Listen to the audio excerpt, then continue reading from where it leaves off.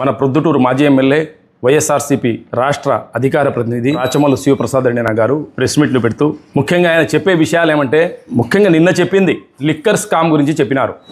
Liquor స్కామ్లో KNR పేరు వచ్చింది. కేఎన్ఆర్ పేరు ఎవరు అంటే జగన్మోహన్ రెడ్డి గారి పిఏ. వారి భార్య అకౌంట్లోంచి దాదాపు 19 కోట్ల పైన ట్రాన్స్ఫర్ అయింది. ఈ ట్రాన్సాక్షన్ జరగడానికి ఏం పెద్ద కారణం లేదు, ఎప్పటి నుంచో ఉన్నాడు, అతను సంపాదించుకోవచ్చు కదా అనే ఏదో ఒక రీతిలో చెప్పినాడు. ఇంకొకటి లిక్కర్ స్కామ్ గురించి వచ్చేసి ఫస్ట్ 1,00,000 కోట్లు అన్నారు, మళ్ళా 30,000 కోట్లు అన్నారు, ఇప్పుడు 3,000 కోట్లు అంటున్నారు. రాచమల్లు శివప్రసాద్ రెడ్డి గారి క్వశ్చన్లకు జవాబు చెప్పడం మా బాధ్యత. 3,000 కోట్లు కానీ 4,000 కోట్లు కానీ అది జరిగిందా లేదా కుంభకోణం అనేది చూస్తాము. ప్రభుత్వంలో మనం ఉన్నప్పుడు ఒక్కొక్క రూపాయికి జవాబుదారీగా ఉండాలా. అలాంటి ప్రభుత్వంలో మీరున్నప్పుడు లిక్కర్ స్కామ్ జరిగింది. ఉండే ఒరిజినల్ బ్రాండ్ను తీసేసి మీరు సొంత బ్రాండ్లు పెట్టుకొని మీ డిస్టిలరీ కంపెనీలకు కాంట్రాక్ట్ ఇచ్చేసి దాంట్లో వచ్చిన డబ్బుతో ఇవన్నీ ఎక్కడెక్కడ ఏం చేసినారనేది. దీంట్లో ముఖ్యంగా రాజకేశ్ రెడ్డి గారు, ఈశ్వర్ కుమార్ రెడ్డి అనే ఆయన, చెవిరెడ్డి భాస్కర్ రెడ్డి, కృష్ణమోహన్ రెడ్డి, ధనుంజయ రెడ్డి, ప్రణయ్ ప్రకాష్, కిరణ్ కుమార్ రెడ్డి, ఇలా చాలా మంది ఉన్నారు దీంట్లో ఈ తీగ లాగితే డొంక కదిలింది. ఆయన చెప్పేదేమంటే కేఎన్ఆర్ నేతను జగన్మోహన్ రెడ్డి గారికి పిఏ, ఆ పిఏకు 20 కోట్లు ట్రాన్సాక్షన్ అయితే ఏం ప్రాబ్లం వచ్చింది దాంట్లో అని అడుగుతున్నారు. 2009 దాకా కమలాపురంలో ఒక టిఫిన్ సెంటర్ పెట్టుకొని ఉన్నాడు ఈ కె నాగేశ్వర రెడ్డి గారు. అలాంటి వ్యక్తి ఎటునో అక్కడ నుంచి ఇక్కడ నుంచి పోయి జగన్మోహన్ రెడ్డి దగ్గర పోయి పిఏగా చేరినారు ఆయన. 2019 దాకా కూడా కేఎన్ఆర్ ఈ నాగేశ్వర రెడ్డి గారికి బాడిగ ఇండ్లే కానీ సొంత ఇల్లు లేదు. 2019 నుంచి 2024 వరకు ఆయన సంపాదించిన కేవలం పిఏనే. ఈయన చెప్పినట్టు ఫోన్లు పెట్టడమే ఆయన పని. అలాంటి వ్యక్తి బెంగళూరులో జగన్మోహన్ రెడ్డి గారికి ప్యాలెస్ ఉంటే ఈయనకు కూడా ఒక మంచి పెద్ద ఇల్లు ఉంది. హైదరాబాద్లో ఆయనకు ప్యాలెస్ ఉంటే ఈయనకు పెద్ద ఇల్లు ఉంది. విజయవాడలో ప్యాలెస్ ఉంటే ఈయనకు పెద్ద ఇల్లు ఉంది. ఆ తర్వాత తిరుపతిలో జగన్మోహన్ రెడ్డికి లేకపోయినా కానీ ఈయనకు పెద్ద ఇల్లు ఉంది. ఆడ కడపలో ప్యాలెస్ ఉంటే కడపలో ఇల్లుంది ఆయనకు. అలా కాకుండా ఇంకా విజయవాడలో కార్ల కంపెనీలో కూడా ఈయనకు షేర్ ఉంది. హైదరాబాద్లో ఒక సాఫ్ట్వేర్ కంపెనీ ఉంది, ఇలా బామర్ది, దాంట్లో వాళ్ళ భార్యకు షేర్ ఉంది. ఎంత పిఏ అయినా కానీ నెలకు 1,00,000, 2 లక్షలు, 3 లక్షలు, 5 లక్షలు, 10 లక్షలు సంపాదించుకోవచ్చు. కానీ సాఫ్ట్వేర్ కంపెనీలో, కార్ల కంపెనీలో పెద్ద పెద్ద ఇండ్లు ప్లస్ 20 కోట్లు వాళ్ళ భార్య అకౌంట్ నుంచి ట్రాన్సాక్షన్ జరిగింది. ఎక్కడ 10,000, ఎక్కడ బాడిగ ఇండ్లు, ఎక్కడ ఇవన్నీ ఎట్ట వచ్చినాయి అంటే ఇది యాడ్ నుంచి తెలిసింది. కేవీఆర్ అనే వెంచరు చెవిరెడ్డి భాస్కర్ రెడ్డి వాళ్ళు వేసి 47 ఎకరాల్లో వేస్తే అక్కడ ఆ లిక్కర్ స్కామ్లో దర్యాప్తు చేసేటప్పుడు దాంట్లో 10 ఎకరాలు ఒకరి పేరు మీద వచ్చింది. ఆ 10 ఎకరాలు ఎవరిది అని చూస్తే నాగేశ్వర రెడ్డిది. ఆ 10 ఎకరాల కాడ నుంచి తీస్తే ఈ తీగ లాగితే ఈ డొంక కదిలింది. ఒక పిఏ స్థాయిలో ఉండే వ్యక్తి ఈయనే ఇన్న డబ్బులు సంపాదిస్తే ఇంకా దీంట్లో ఉండేవాళ్ళు. దీంట్లో ఇంకొక ఆయన ప్రణయ్ ప్రకాష్ అని ఒక ఆయన ఉన్నాడు. ఈ ప్రణయ్ ప్రకాష్, ఈ ఈశ్వర్ కుమార్ రెడ్డి, ఈ రాజకేశ్ రెడ్డి వీళ్ళందరూ కలిసి దుబాయ్కి పోవడము, ఆడ నుంచి ఆఫ్రికా పోవడము, ఆడ నుంచి టాంజానియా కంట్రీలు పోయి మైనింగ్లో ఈ పెట్టుబడులు తీసుకొని పోయి ఆడ చేసినారు. ఇవన్నీ ఎట్లా తెలిసినాయంటే ఎప్పుడు వీళ్ళకి పెట్టినారో ఫోరెన్సిక్ ఇచ్చినారు. ఈ ప్రణయ్ ప్రకాష్ యొక్క ఫోను ఇస్తే దాంట్లోంచి వచ్చినాయి.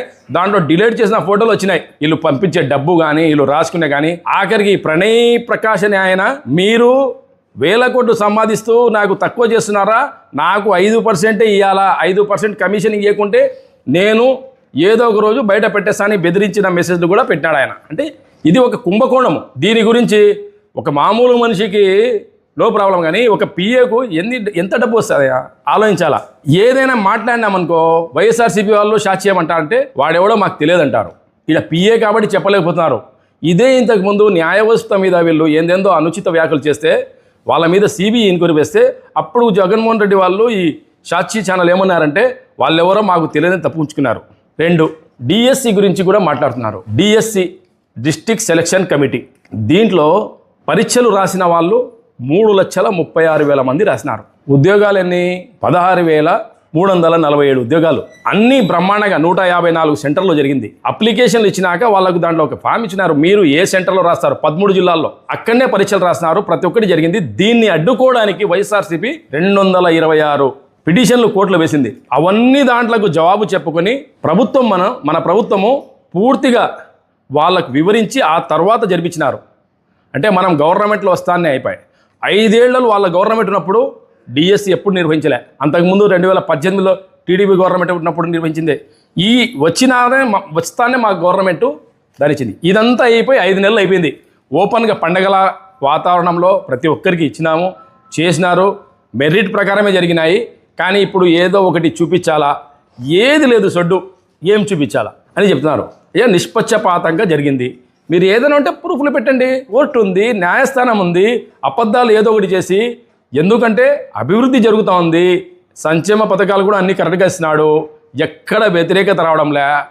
ఏ విధంగా ఈ గవర్నమెంట్ని మనం బ్లేమ్ చేయాలా, దానికోసం ఇన్ని నాటకాలు ఆడి ఏందేందో అబద్ధాలు సృష్టించాల్సి చూస్తున్నారు.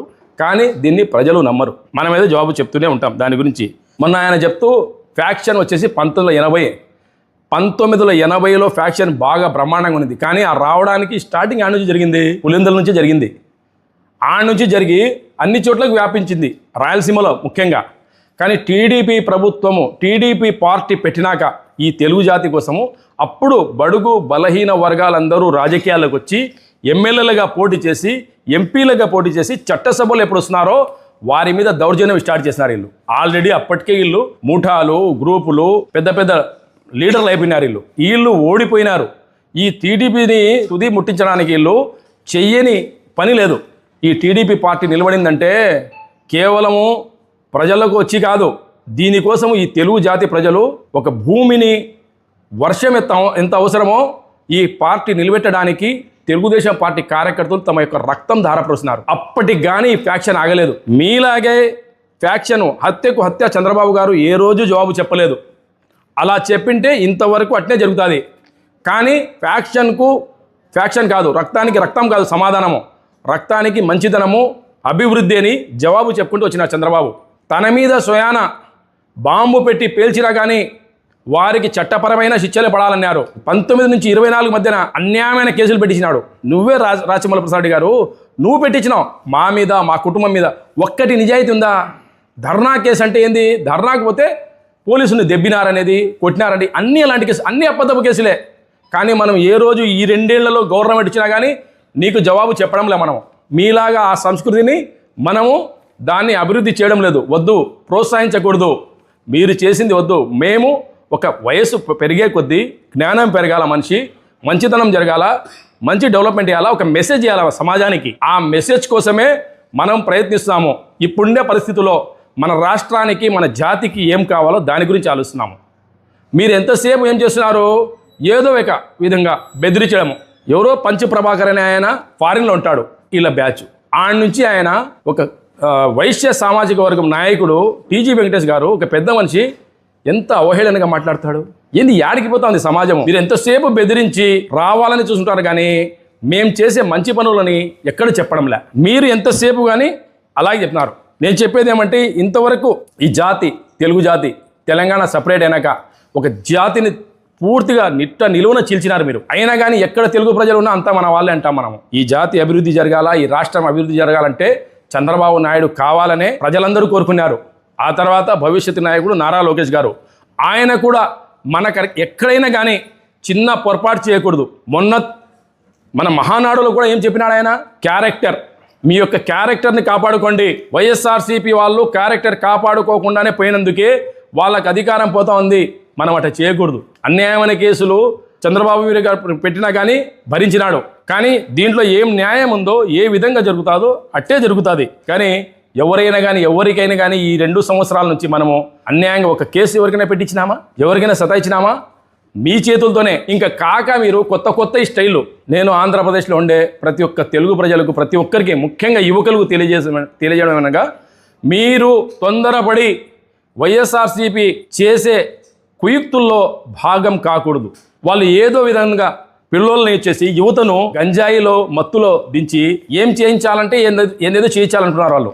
నిన్న నంద్యాలలో మీరు చూసినారు, పట్టపగలు ఒక మనిషి రాజశేఖర రెడ్డి గారి విగ్రహంపై ఎక్కి ఆయన తల తీసి చేతిలో పట్టుకుని పోతున్నాడు. పొరపాటున పగలు కాబట్టి బయటపడింది. రాత్రిపూట చేసింటే ఇది కూడా టీడీపీ వాళ్ళు చేసినారని మా మీద వేసేవాళ్ళు. అప్పటికప్పుడు కాకపోయినా ఆ తర్వాత నిజాలు తెలిసాయి. కానీ అప్పటిదాకా జనంలో వేరే విధంగా పోతుంది, ఏందేందో విధ్వంసం చేయించాలని మీరు చూస్తున్నారు. కానీ పట్టపగలు కాబట్టి ఆ చేసినోడు వైఎస్ఆర్సీపీ సానుభూతిపరుడు, వాళ్ళ పార్టీకి చెందిన మనిషి కాబట్టి కామ్గా ఉన్నారు మీరు. కానీ మీ ప్లాన్ ఫెయిల్ అయింది. మీరు ఏదైనా చేయండి, మేము కోరుకునేది యువతను, మీరు ఎవరి మాటలు రావద్దు. మీ తల్లిదండ్రులు మీకు ఏ బాధ్యత పెట్టినారో, చదువుకోమంటే, ఉద్యోగం అంటే ఇవన్నీ చేసుకొని మీరు మీ ఇంటిని సరిగ్గా చూసుకుంటూ ఈ రాష్ట్రంలో ఏ ప్రభుత్వము అయితే బాగుంటుంది, ఏ నాయకుడు అయితే బాగుంటుందో మీరు నిర్ణయించి మంచి నిర్ణయాలు తీసుకోండి. మేము చెప్పేది అదే. మళ్ళీ ఒకసారి చెప్తున్నాము, ప్రజలు అప్రమత్తంగా ఉండాలా. ముఖ్యంగా టీడీపీ పార్టీలో ఉండే వాళ్ళు కూడా ఎవరి మాటలను ఎవరిని పట్టించుకోవద్దు. మనం ఎవరైనా చెప్పని మన నాయకుడు ఏం చెప్పినాడు, నిజాయితీగా క్రమశిక్షణగా పార్టీ చెప్పే కార్యక్రమాలు చేసుకుంటూ ప్రజల్లోకి పోయి మనం చేసే అభివృద్ధి చెప్పాలా, మనం చేసే మంచి పనులు చెప్పాలా. అలాగే వైఎస్ఆర్సీపీ ఎన్ని కుయుక్తులను పడినాయి అవన్నీ చట్టపరంగానే వాళ్ళకి మనం సమాధానం చెప్పాలా. ఏ విధంగా ఉంటే నిజాయితీగా మనం మాట్లాడాలి, కానీ అనవసరంగా అన్యాయంగా ఎవరి జోలుకు కానీ వాళ్ళ మాటల్లో పడి మనం మన జీవితాలు కానీ మన యొక్క సమయం కానీ వృధా చేసుకోకూడదు. ఈ అవకాశం అందరికీ ధన్యవాదాలు. జై తెలుగుదేశం, జై చంద్రబాబు, జై హింద్. మీ వివాహాది శుభకార్యములకు, పుట్టిన రోజులకు, మీటింగులకు అత్యాధునిక సదుపాయాలతో ప్రొద్దుటూరు వాసవి సర్కిల్ వద్ద నుంచి అతి సమీపాన మీకు అందుబాటు ధరలలో happy banquet AC function hall మీకు స్వాగతం పలుకుతుంది. మా ఫంక్షన్ హాల్ నందు వంట సామాగ్రి మరియు విశాలమైన కార్ పార్కింగ్, అతి తక్కువ మెయింటెనెన్స్ ఖర్చుతో ఏ ఫంక్షన్ అయినా మా happy banquet AC function hall నందు జరుపుకొని ఆనందాన్ని పొందండి. బుకింగ్ కొరకు సంప్రదించండి. మా సెల్ నంబర్ 9100600238 7799 000211.